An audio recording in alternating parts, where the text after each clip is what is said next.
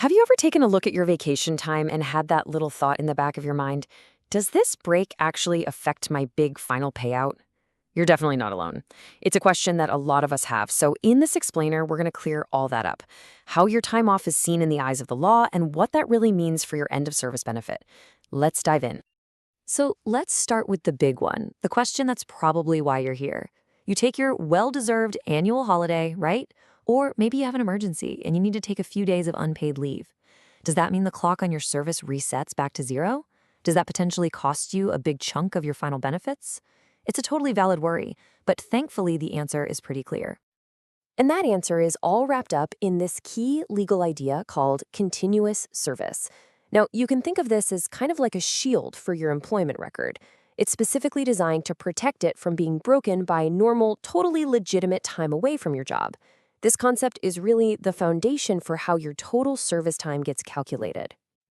Okay, to make this super clear, let's actually visualize it. Picture your employment as a journey on a timeline. See this solid line? That represents your entire year of service, from day one all the way to the end of the year. It's one single unbroken path. Right, but what happens when real life meets this nice, neat timeline?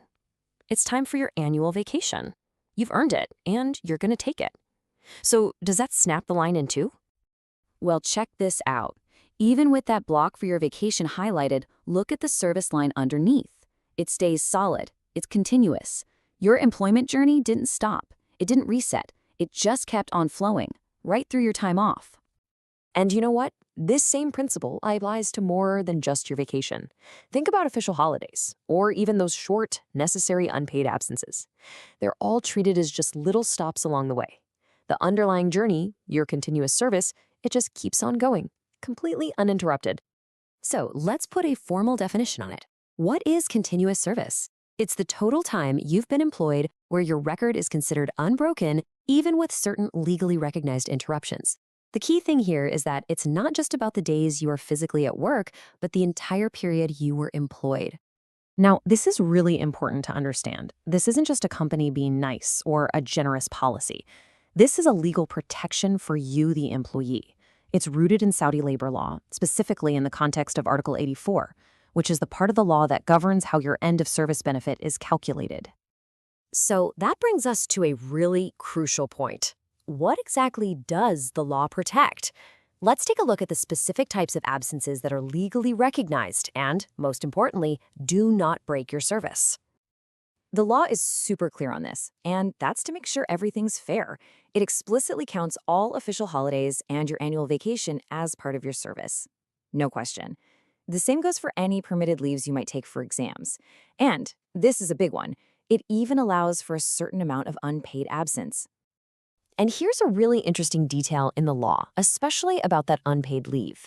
It recognizes that, life happens. So it allows for up to 20 days of unpaid absence per year without breaking your continuous service. As long as you stay within that 20-day limit, your service clock just keeps on ticking.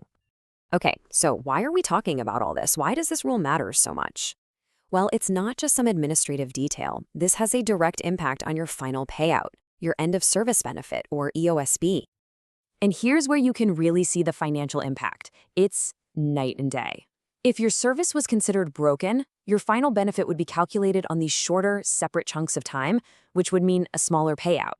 But because of continuous service, it's calculated on the full, uninterrupted duration of your employment. That is a huge protection for your final reward.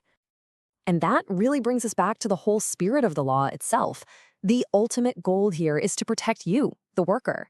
It makes sure that taking legitimate, legally recognized breaks, like a family holiday or a short sick leave, doesn't unfairly penalize you or reduce the final benefit that you're entitled to.